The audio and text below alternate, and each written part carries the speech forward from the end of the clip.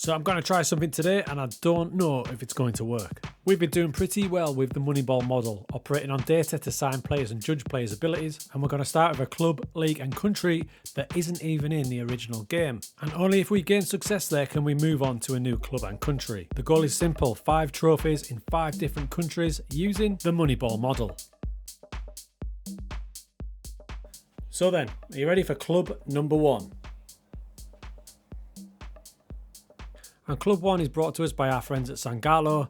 We're going to Kiwi FC in Samoa. As you can imagine, little is known about football in Samoa, but we're fortunate because Kiwi FC is one of the biggest clubs in Samoa with men's and women's teams. And the men's team have won 4 consecutive league titles, so no pressure. So Club 1, as we've established, will be Kiwi FC in the Samoa leagues. Now the squad's interesting, it's fully packed out, there you can see it, but literally everybody is on a non-contract basis. That means they're on amateur deals so they can come and go as they like. It's going to be hard to establish a bond with these boys, although Salau Melo does have a picture, so instantly I've treated him like a brother. So season 1 in a league I've never been at, the WTS skin will help us out because it does enable us to judge players on attributes as well. So that will be a good guide for season 1 alongside the coach reports of the players. Now the goal here is to smash this league, so I decided to raid the national team. I went to the senior squad and I noticed a lot of these players were in our league, such as goalkeeper Matagi, so I instantly offered them a deal to join us. Don't get me wrong, I'm giving them no money, but I'm just relying on the charm of my fake Spanishness. But interestingly, also in this national team are some players that are playing further afield, such as Kaya Cahill. Look at this, he started at Macclesfield, went to Leganes, Vallecano, at the minute he's in Qatar, but he is available and he doesn't want any money. And when I found winger Jarvis Filamali playing in New Zealand, he was ready to come home as well. Next up to bulk the squad out was the Media Dream 11. I'm just assuming that everybody is operating on no contract basis, including 41-year-old Nigerian midfielder Ken Kerawi. So using those somewhat underhand tactics, I got a rake of transfers lined up. They'll be joining us in September and a couple jumped in straight away.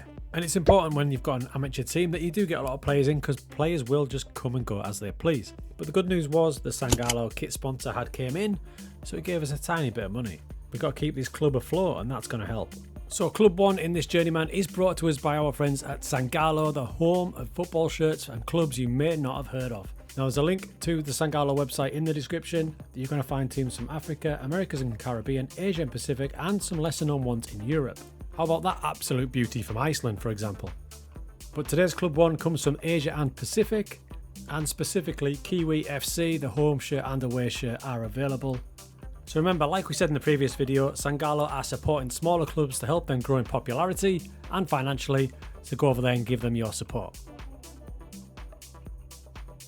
So tactically, I'm going to go basic. I'm going to go for an attacking 4-4-2-4-2-4 kind of hybrid. I'm not asking the defenders or goalkeeper to do much from an attacking point of view. I'm going to rely on the 4 here, the 2 wingers and the 2 strikers to score the goals, and hopefully the 2 guys in central midfield can do a bit of an all-round job.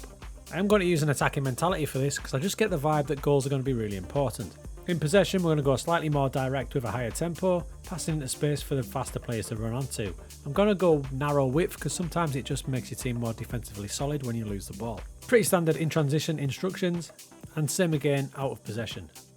So the Samoa National League with 12 teams, but this is where it gets interesting because once you win the league, you do qualify for the OFC Champions League prelim round. And that's our goal, because not only will that boost the club and continue this great story they're on, but it's going to bump up my reputation as well. So pre-season was pretty successful. I've got to point this team out though, and this is why I love saves like this, because we just played a game against Adidas Soccer Club. What does that stand for? All day I dream about soccer, SC. Bravo boys, bravo. So despite all that work in the transfer market, we were down at 33-1 to win this league. That's a bit worrying.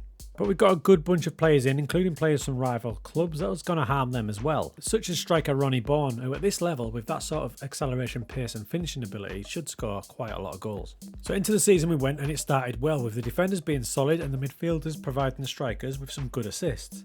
A lot of the games were like basketball matches though, but the link-up was going well, with the pressing forward finding the winger who found the poacher. We looked good from set pieces, and we were providing assists from both sides of the pitch. And the striker Ronnie Bourne that we stole from one of our rivals scored 4 times on his debut. So all was going well, but we were conceding a lot of goals. But every time we did, we were just outscoring the opposition. We were ruthless. 7 goals there against Moata, who actually took the lead. By the time the midway point of the season came, we'd only lost 1 match and goals were everywhere. We're sitting on top of the league having won 12 out of 15 matches. We're only 1 point clear of Sogi though. But this is where it gets really interesting with this league. You can see that we're top of the league. We've scored 60 goals, which is 4 goals a match by the way. But we've also conceded 30, which is 2 goals a match. But if you look at the rest of the league, everybody is scoring and conceding. But for the second half of the season, we've got to carry this on. The 4-4-2 is working. The one thing I will try is just drop in Big Ken, maybe too defensive, just to help out these defenders a little bit. And with the transfer window open, I'd expect more players to jump ship. Some players have left us, but we have still got a decent amount in. As far as the players go, it's easy to see the standouts in this league. Jarvis Filmale, the winger, outrageous display. 14 goals, 18 assists in 21 matches. Look at that, expected assist at 0.51. He gets loads of shots away, even wins headers. And the striker, Ronnie Bourne, well, he scored 46 times in 37 games. He's going at 1.28 goals a match.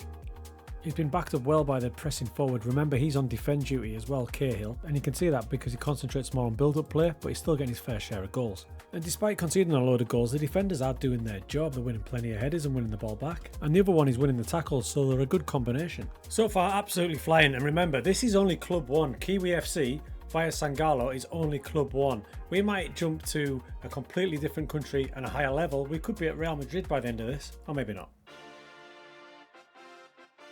It was at this point everything changed because we were in the OFC Champions League. Like I said at the start, the success of Kiwi FC has meant that they go straight into the OFC this season. And we stormed through the prelims, winning games against teams from the Cook Islands, Tonga and American Samoa. That means we're now in Group A against Suva FC from Fiji, AS Venus from Tahiti and AS Magenta from New Caledonia. And yes, thanks to this database, they do have players in their squads. And the good news was we absolutely smashed all 3 teams, winning 5-0 against Venus, 3-1 against Suva, and 2-0 against Magenta. This led us to a quarter-final tie against Fiji's Bar FC. In the first leg, we triumphed pretty comfortably 2-0. We had a rake of shots in this one. And in the second leg, our boy Melau wrapped up the win with a penalty, which has meant we go through to the semi-finals. The problem is we're going up against one of the favourites in Christchurch United. Confidence was high and we'd set a new record for Kiwi, going 30 matches undefeated. For the match against Christchurch away from home, we dropped the mentality down to balance to be on the safe side. And it paid dividends as we looked miles more solid and grabbed a 2-0 win away in New Zealand. In the second leg of the semi-final, brother in arms, Melo, scored twice. 6-2 on aggregate, we're in the OFC Champions League final. In that, we have the tournament favourites in Auckland City. That's to come. For now though, we've made our way through to the final of the Samoa Cup. In what looked like being a comfortable match, we actually got a bit sloppy and Lapia equalised on 30 minutes to make it 1-1. But thankfully we could rely on goal sensation Bourne getting us back in front. We made it more comfortable with a third goal late on, giving us a 3-1 win, which meant the Samoan Cup belonged to us and it was the first trophy on our mission. With the league season still ongoing, it was time for the biggest game, probably of Kiwi FC's history, the OFC Champions League final against Auckland City. We couldn't do it, could we? The answer was no. They had just too much for us, but what a run. Despite that, the form in the league continued, and we crushed it with 86 points, winning the league by a massive 24 points. And more impressive still was 116 goals, and we even tightened up a bit, conceding 50 after we dropped to that balanced mentality. So that was all from a simple 4-4-2. Like I said, we changed to balanced mentality late in the season for the Champions League games, and I kind of used it for the rest of the league games as well. Just made it a bit more solid. 50 goals for forward Ronnie Bourne. Look at that. If you're looking for a striker performance, you won't get any better than that for goals per game. And the main man through the season was winger Filmale. And a super solid all-round performance from our boy Melo, whether he was used as an attacking midfielder or defensive midfielder. Just good stuff. In reality, a lot of these players will probably move on because everyone is still under amateur contract, remember. But for us and our mission, we've brought success to Kiwi FC by winning the Samoa National League and winning the Samoa Cup, which means it's a hell of a start in our Journeyman campaign. And remember, wherever we land next, we're going to have data to help us out to analyse the squad. And it's early in terms of a job hunt, but there are some intriguing options popping up. And remember, we are looking to get 5 trophies in 5 different countries. Kiwi FC, it's been an absolute pleasure. So we leave Samoa after just dominating the league, which, to be fair, Kiwi FC are doing in real life, and they are growing their own legacy. I'm just thankful that I didn't storm in and ruin it all. Now, we need to find our next job in a different country and carry on this momentum. So a combination of our success and your support and Sangalo's meant that we left the club in a good financial situation with nearly £100,000 in the bank. And slowly but surely the job centre was starting to fill up with possible jobs. To speed things on in the job hunt, I resigned as manager of my beloved Kiwi FC. And yes, the guilt trip does, so I feel even worse now. And to my surprise, the job interviews started coming in from a couple of big teams. Dunstreda in Slovakia, and also from Slovakia, Belok. And a contract was offered, and understandably they were a bit cautious by only giving me a 1-year deal, but I'll take it. Right, the news is I've changed my hat, and I've changed the club, and I've changed the country, but I'm not changing my top because I like it. So we've got ourselves our new club. We're in Slovakia. I'm excited, and crucially, it's the 22nd of June. That's crucial because it means the data hasn't carried over yet, so we can judge the squad and see where we need to improve for the new season. And speaking of the new season, there will be pressure because they actually had a really good season last season, finishing third, and we've qualified for the Conference League, so we've got a few options to win that trophy next season. So the first thing we need to do is quickly analyse this squad and see what we've got to work with. So I reckon the best way to do this is to put them in appearance order so I can see who started most of the matches. So first up was Popovic, a Serbian who started pretty much every game. Let's have a little look how he performed. You can see by his analysis, pretty good to be fair. Kept out a lot of goals. Not great with the ball at his feet, so that might dictate what role we put him in. We had a brief glimpse before. This is Pablo Ortiz, Colombian centre back, and he looks a pretty good one as well. Winning the ball back, hardly losing it, winning his fair share of headers, good on the ball. And you can see that when you look at his actual attributes. He's good on the ball, wants to play like a wide centre back or even a ball playing defender. Good. Probably the top attacking player was Andreas Gruber, Austrian. I think it's his first season with the club. He scored 12 goals in 25 matches, either an inside forward or potentially a striker. Interesting player. He looks more like a support striker if he is a striker, so not like the main man. Purely because of all this build-up play and the fact he's winning the ball back and putting pressures on rather than being selfish. So it looks like the other striker was Bartol Barasic, and if he is the other striker, only 6 goals isn't a great return. If I look at his analysis, and we see, yeah, that's the problem. So there's an area we need straight away. If we're going to play 2 up front, we need a greedy, selfish, Haaland-esque style striker. Overall, though, the team's not bad. The value of each player is usually in this ballpark of around about $500,000, somewhere like that. But players like Johan Adzuna here, who can operate in a variety of positions, are going to be damn handy. If you look at his report there, I'm guessing he played mostly as a winger, and 0.28 assists isn't bad at all. So we've got a good spread of players. There's another position I definitely think we need to improve, and it's right back. This is Ronak Yapi. He's only 23, so he might grow into the role. But if you have a look at his analysis here, playing as a fullback, it's not great, is it? There's not a lot to shout about there. So from the initial analysis, it looks like we need a striker and a right back. And there's not a great deal of money to do it with, 600,000, and 22nd of June, so we've got about a week before all that data is refreshed. So I've got some work to do. So first off, let's find that striker. So we want an out-and-out striker, and I'm also going to add goals per 90. I'm not going to get too greedy, but I do want the guy to be an out-and-out goal scorer. So let's start at 0.7 and see what we can get. I'm also going to add 1,000 minutes in there, so you've got players who've at least played like 10, 11 matches, something like that. So I was ambitious with the 0.7, and you can see that with only 4 players showing up, so we'll have a little look at those. They should all be quite gettable. This is Phil Hampson. You can see the value there is only 150,000. Now he's been playing for Salernitana, who are currently in Serie C, but he has scored 15 in 25. Let's have a look at his analysis, and he is literally just scoring goals, getting plenty of shots away, and that's what I want. Also, Serie C is David Diar. Now, he's got an even better record with 27 goals this season. And again, he's all about being the main selfish striker, but his value might rule us out, especially as he's 32, so I don't think the board will go for that one. Now, the one that does interest me is here, Angel Radado. Now, he's playing for Wisła Krakow in Poland, which is kind of a comparable league to ours, and what a time he has had. He scored 28 times in 34 matches. Initially, his attributes look good. It's a good broad range, nice solid stuff. Analysis-wise, let's have a look. He's contributing a bit more than the other guys, and 0.82 goals per match. This could be the man. But I don't want to make too many changes because I've got a pretty solid squad, and remember they did finish third. We just got to work out what formation we're going to play them.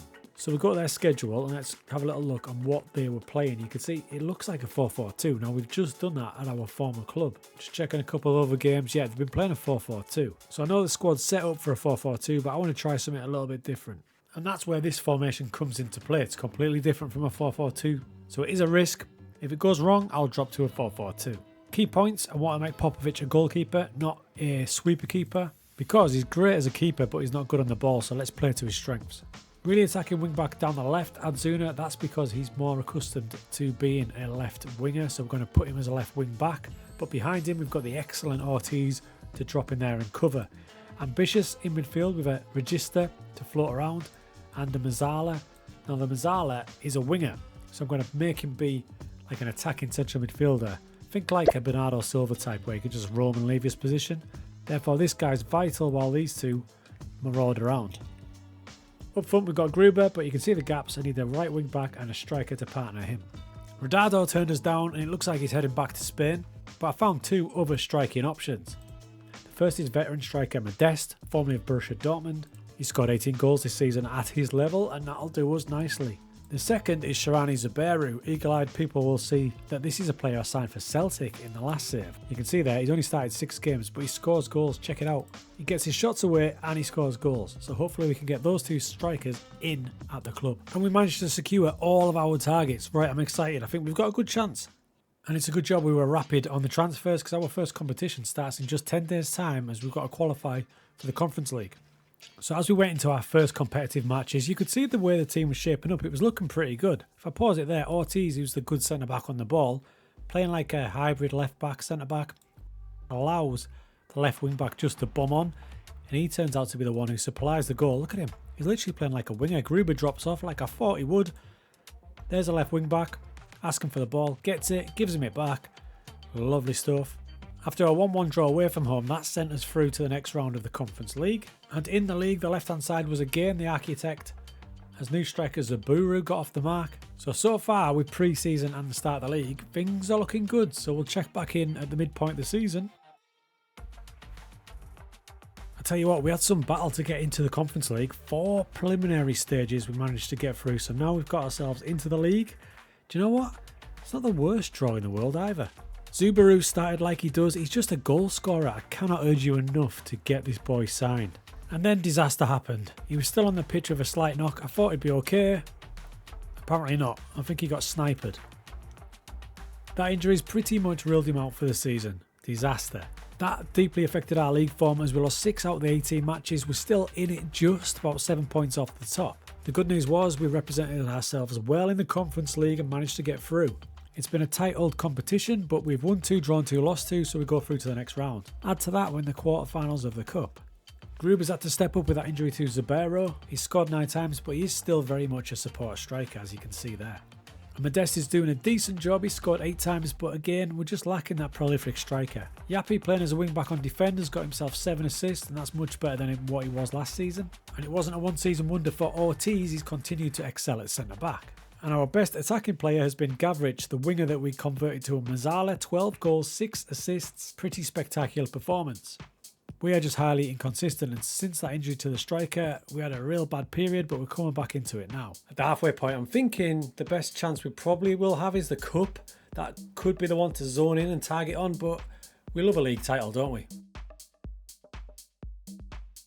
So I decided to go for another striker for the second half of the season. Latia Ndi, playing his football in Czechia, he scored a decent amount of goals, 9 in 21, and he gets plenty of shots away as well. There's room for improvement, of course, but he does supply assists. He had an immediate impact in the Conference League. We got 20 in the playoff knockouts. Bang, and it went 1-1 in the home leg. In the second leg, Modeste put us in front. We went to extra time, but we were outdone by a set piece. A brave effort, but we're out of the Conference League. That's 1 trophy opportunity done. Now, Bratislava beat us again. They are the best team in this division.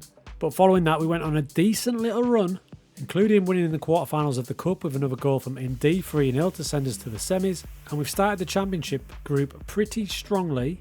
So at the minute, it's super tight. There's only 6 points between the top 6 teams. And what an impact Latia Ndi has had. 7 goals in 9 matches, and his data chart shows how vital he has been. He's given us everything we needed, a prolific striker. I also made a slight tweak to the tactic by moving the register over to the left, so we've got a pretty concentrated effort down the left hand side. So it's kind of balanced now with the right hand side, with the central midfielder on defend, just holding the entire middle. At the minute, that's my front two, because Gruber's got himself injured as well. And to be honest, I'm just not convinced he's a striker. When I look at his stats, his data, he's just not a striker. He wants to play in midfield. So I'm happier with them two up front. And thankfully Zubaru is actually on his way back, so I'm going to have decent options for the run-in. But our best chance of silverware in Slovakia is definitely the Cup, so it's time for the semi-final against Trebizov. Semi-final began and it came from our left-hand side as always. Ortiz to the wing-back Adzuna, he crosses, there was Modeste. And late in the match, it was down the left-hand side again. The strike partnership came up trumps, with Ndi scoring, giving us a 3-1 win. They continued their partnership in the league with a 3-1 win, and we were starting to turn in some big match stats numbers. That change to this formation has us flying. 36-year-old Modeste has proved a solid acquisition with 13 goals in 27 matches. He's been the ideal foil for Ndi. Another 2 Modeste goals in the semi-final second leg saw us into our Slovakian Cup final. The only problem is, we're going to have to go up against Slovan Bratislava. Our good form in the league had meant we'd give ourselves a sliver of a chance, but we're still 5 points behind Bratislava. And we have a double header against them right now, in the league and the cup. These 2 fixtures will basically determine our future at this club. Game 1, the league game, and we gave ourselves a great chance of causing an upset as Ndi capitalised on some shocking defending, giving us a hard-fought 3-2 win the first time we've beat Bratislava. This league is getting interesting, but now it's time for their cup final. So this is going to be tough because Bratislava are just a good team. We did manage to beat them in the last match though, and with that front 2, anything is possible.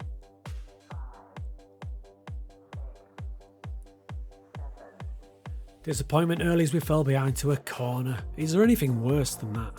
But then on 61 minutes, high drama. As that shocking tackle, I mean, bring that back. Have you seen a worse tackle than that? Meant a red card for Bratislava. So we're only going to have 1 up front. I've got 3 centre backs. It's time to sacrifice one of them. Gruber comes on and we go 3 up front to try and get this equaliser. And then it happened. 84 minutes on the clock. Gruber's the man with the ball.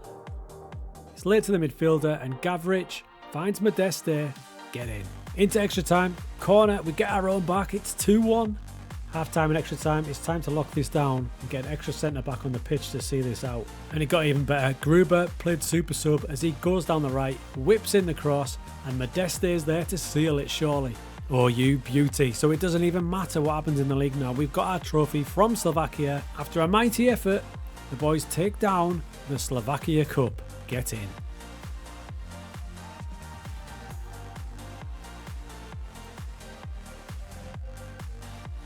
So following that epic cup win, we round out the season undefeated since February, but we couldn't lock down our second successive double with 2 different teams as Bratislava just stayed ahead. But we've done our job, we've came to Slovakia, won the Slovakian Cup, and now we can move on yet again. And it's amazing, the slight change just by moving the register across and the CM across completely changed our fortunes. But I think Modeste with 18 goals has an argument for signing of the season at 37 as well. But it was lovely to see the risk of changing a winger to a central midfielder. He's now a natural there, and after 16 goals and 16 assists, it was a good move. So I've grown attached to this club. I really like it. I want to do a longer term save with it, but rules be rules, and we need to have a little look in the job centre now and find ourselves a brand new country, league, club. And then not long after my resignation, a job offer came in from a land far, far away.